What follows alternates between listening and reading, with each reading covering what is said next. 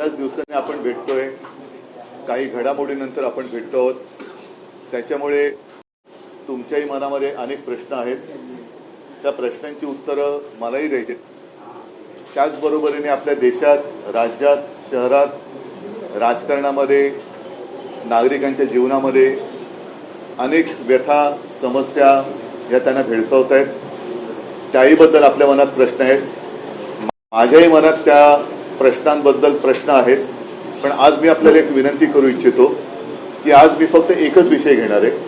बाकीच्या विषयांबद्दल आपल्याला जर का अगदी पाहिजेच असतील उत्तरं तर आपण सोमवारी किंवा मंगळवारी जरूर भेटूया.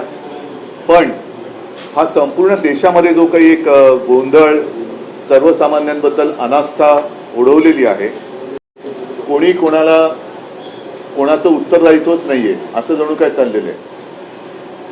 आणि याचं जे मूळ आहे त्या मुळावरती आता आघात करण्याची वेळ आलेली आहे.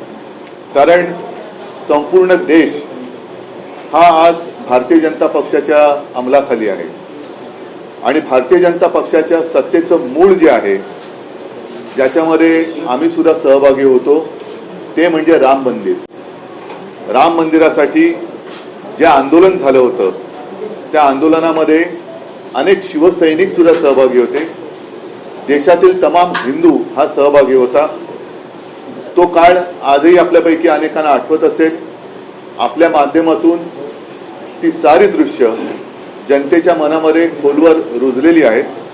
कारसेवकांवरती झालेले अत्याचार, मग झालेलं गोधराचं हत्याकांड, अहमदाबादमधली दंगल, अगदी मुंबईमध्ये सुद्धा जे काही घडलं होतं, बॉम्बस्फोट असतील, आणखीन काही गोष्टी असतील, त्याच्यामध्ये हिंदूंनी बरंच काही सोसलं होतं.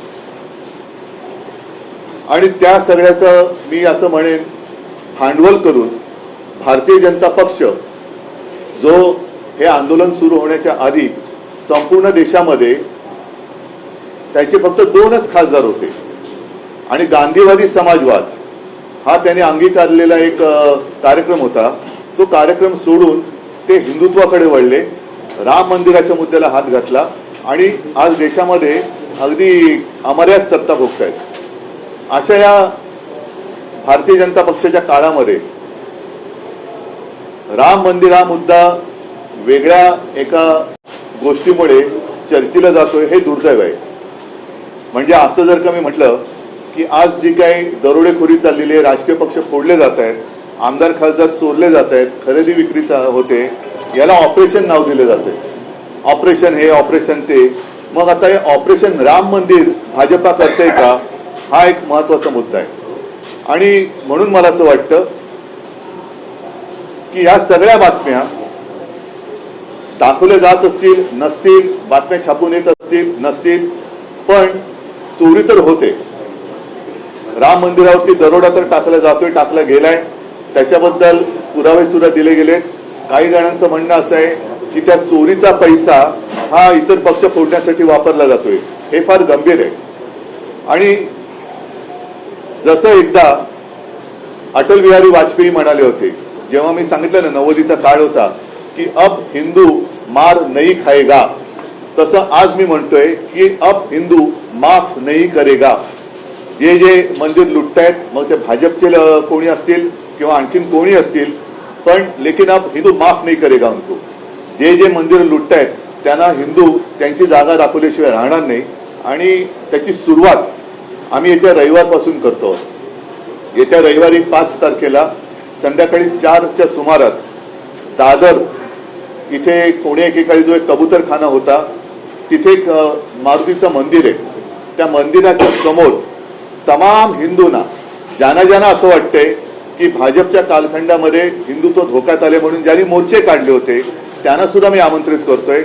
पक्ष वगैरे न बघता जे जे राम भक्त असतील, जे जे हिंदू आहेत, ज्यांना रामाच्या मंदिरात होत असलेली चोरी ही सहन होत नाहीये, पण जाब विचारायचं वाटतोय, ते सगळेजण तिकडे 4च्या सुमारास जमतील. मी स्वतः तिकडे जाणार आहे. माझ्यासोबत शिवसेनेचे नेते असतील, लोकप्रतिनिधी असतील, आणि मी तर म्हणेन केवळ शिवसैनिकच नाही तर तमाम राम भक्त असतील. ज्यांनी हिंदुत्व सोडलेलं नाही, ज्यांनी बाळासाहेबांचे विचार सोडलेले नाहीत, ते सुद्धा हिंदू असतील तर याच्यामध्ये येऊ शकतील. त्यांनी यावं आणि तिथे मग आम्ही रामरक्षा आंदोलन करतो. त्याच्यात साहजिकच आहे की रामरक्षा एक जसं पूर्वी आम्ही महाआरती करत होतो हिंदूंना जाग करण्यासाठी, आता हिंदू जागे झालेत. आता हिंदू त्यांना जाब विचारतील, तो जाब विचारण्यासाठी आम्ही तिथे रामरक्षा म्हणू, हनुमान स्तोत्र म्हणू आणि हनुमान चालिसा सुद्धा म्हणू. हे जाहीररित्या हा कार्यक्रम सुरू होईल. परवाचा कार्यक्रम ही सुरुवात आहे आणि त्याच्यानंतर प्रत्येक ठिकाणी राज्यभर जिल्हा पातळीवरती शहरामध्ये अगदी खेड्यापाड्यात सुद्धा जिथे जिथे राम मंदिर असेल, जिथे जिथे हनुमान मंदिर असेल, तिथे तिथे हे सर्व हिंदू, सर्व राम भक्त, मी तर म्हणेन आता वारीची सुरुवात होते, अगदी वारकरी सुद्धा या राम मंदिराच्या लुटीविरोधात ज्यांच्या मनात आग आहे, ज्यांच्या मनात राग आहे, ते सगळे एकत्र होऊन या भारतीय जनता पक्षाला ह्याचं उत्तरदायित्व स्वीकारायला लावल्याशिवाय राहणार नाही. त्याच्यामुळे ही सुरुवात होते आहे. आपल्याला सुद्धा मी आमंत्रण देतोय. आपल्या माध्यमातून मी सर्व हिंदूंना, सर्व राम भक्तांना तिथे आमंत्रित करतो आहोत. कारण हिंदुत्वाच्या नावावरती ही लूट आम्ही सहन करू शकत नाही. हा जर काही त्यांनी देखावा केला असेल की मंदिर वही बनाएंगे, मंदिर झालं, पण त्या मंदिराच्या मागे ज्यांनी ज्यांनी रक्त सांडलं, ज्यांनी ज्यांनी कष्ट, ज्यांनी म्हणजे अनेकांना तुरुंगवास झाला, त्या सगळ्यांचे कष्ट हे असे आम्ही वाया जाऊ देणार नाही. म्हणून परत एकदा सांगतो की आज आहे शुक्रवार, परवा रविवारी 5 तारखेला साधारण 4च्या सुमारास दादर येथे जे मारुतीचं मंदिर आहे, जिथे जुना कबूतरखाना होता, तिथे सगळेजण एकत्रित येतील आणि रामरक्षा आंदोलन आम्ही सुरू करतो. तुम्ही इतर पक्षांना सुद्धा आवाहन करताय का? मनसेच्या राज ठाकरेंना सुद्धा आवाहन करताय का? मी तमाम हिंदूंना, तमाम राम भक्तांना पक्ष पातळीच्या पलीकडे जाऊन आवाहन करतोय. आवाहन म्हणजे विनंती. आव्हान आणि आवाहन ह्याच्यामध्ये फरक आहे. आवाहन म्हणजे विनंती करतोय की ज्यांना ज्यांना तिकडे यावंसं वाटते त्यांनी तिकडे बिंदास यावं. उद्धवजी, राम जन्मभूमी हा देशवासियांच्या आस्थेचा विषय आहे. राम जन्मभूमीचं आंदोलन हे देशव्यापी होतं. आता हे तुम्ही रामरक्षा जे आंदोलन सुरू करत आहात ते मुंबई महाराष्ट्रापुरतं मर्यादित असणार आहे की पुढच्या काळात ते देशव्यापी असेल आणि तुम्ही स्वतः अयोध्येत जाणार आहात का? मी अमित शहाबरोबर नक्की अयोध्येला जाणार आहे. पुढे काय एक मिनिट तुमच्या प्रश्नाचं उत्तर देतो की तुमच्या लक्षात असेल की त्यावेळेला राम मंदिराचं आंदोलन हे देशव्यापी होतं, पण शिवसेनेने अगदी स्वतः शिवसेना प्रमुख हे अक्षरशः राज्यभर फिरले होते. मग कधी महाआरती असेल, कधी ते शिलापूजन असेल, अनेक ठिकाणचे फोटो माझ्याकडे आहेत. संपूर्ण राज्य हे शिवसेना प्रमुखांनी उठवलं होतं, पेटवलं होतं आणि त्याचसोबत महाराष्ट्राकडनं स्फूर्ती घेऊन मग तिकडे अडवाणीजींनी रथयात्रा काढली होती. मला असं वाटतं की भाजपच्या लोकांना सुद्धा हे जे पटत नाहीये त्यांनी सुद्धा पुढची रथयात्रा काढायला काही हरकत नाही, त्याच्यातही शिवसेना सहभागी व्हायला तयार आहे. आणि देशभर हे आंदोलन झालं पाहिजे. जे जे हिंदूंच्या भावनेशी खेळतायत, जे जे हिंदूंच्या भावनेशी खेळलेत आणि हिंदुत्वाचा बुरखा घालून जे राम मंदिर लुटतायत ते माझ्या मते देशद्रोह करतायत.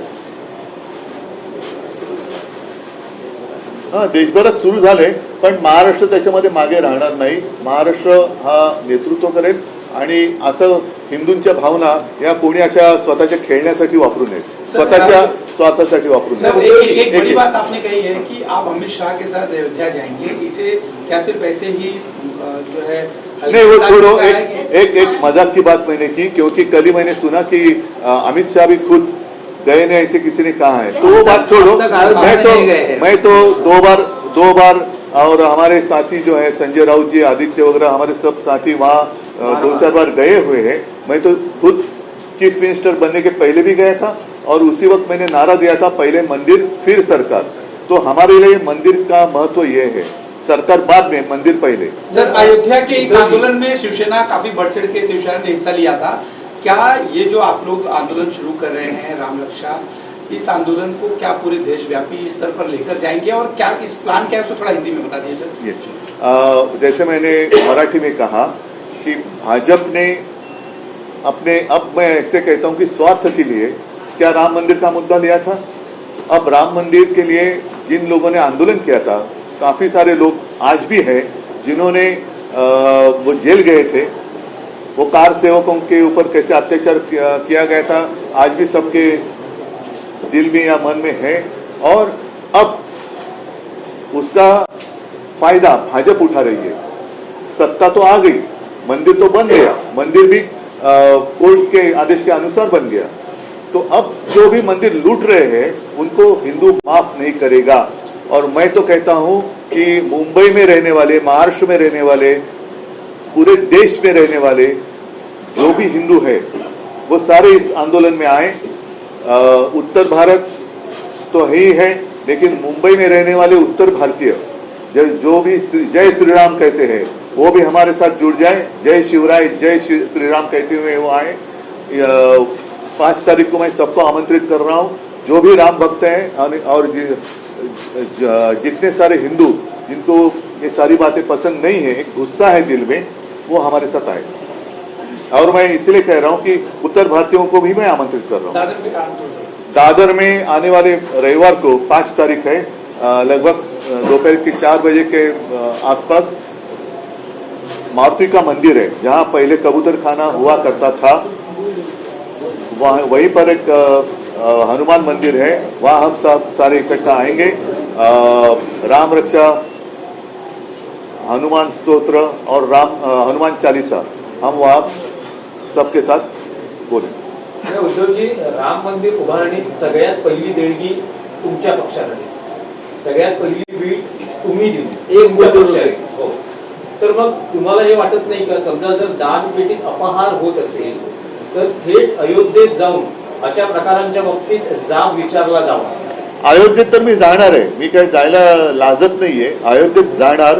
परंतु ज्या संपूर्ण देशाने, ज्याच्यामध्ये महाराष्ट्राचा सहभाग मोठा होता, भाजपला दिल्लीत बसवलं, तो महाराष्ट्र आहे. तर महाराष्ट्रामध्ये सुद्धा हे आंदोलन व्हायला पाहिजे. महाराष्ट्र एकदा जागा झाला की संपूर्ण देश जागा होतो.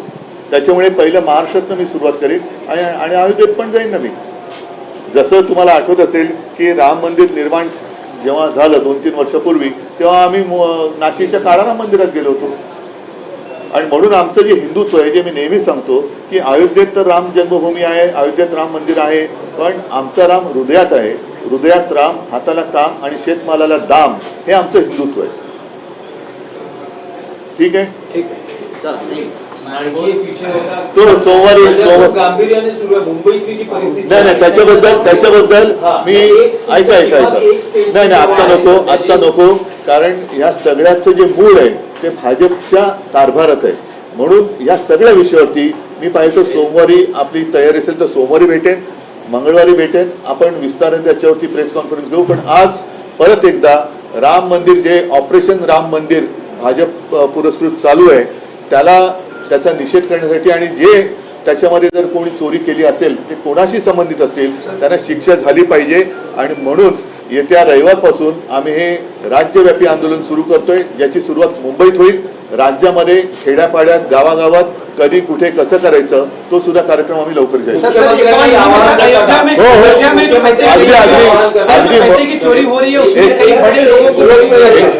मुख्यमंत्र्यांना मी याच्यामध्ये पद बघत नाहीये. जे राम भक्त असतील, जे अस्सल हिंदू आहेत, ते मग पदारी कोणी असतील, कोणत्याही पदावर बसले असतील, त्या सर्वांनी यावं. ज्यांना रामाबद्दल प्रेम आहे आणि ज्यांना राम मंदिरात होणाऱ्या चोरीचा एक राग आलेला है, त्या सगळ्यांनी यावं. सर एक सवाल है कि बहुत बड़े बड़े लोगों को छोड़ दिया गया है, सिर्फ छोटे छोटे लोग ही इसीलिए नहीं, मुझे तो डर इस बात का लग रहा है, इसलिए जो मैंने शब्द का प्रयोग किया है ऑपरेशन राम मंदिर, ऐसे नहीं होना चाहिए कि उनका बाद में सत्कार किया जाएगा और वो कहीं पर राज्यपाल और कहीं पर वो मंत्री वगैरह बना दिए जाएंगे. तो जो भी चोर है उनको तो सजा होनी चाहिए. धन्यवाद. जय हिंद, जय Maharashtra. Thank you sir. Thank you. Okay. Sir off record काय पण दादरमधला जुना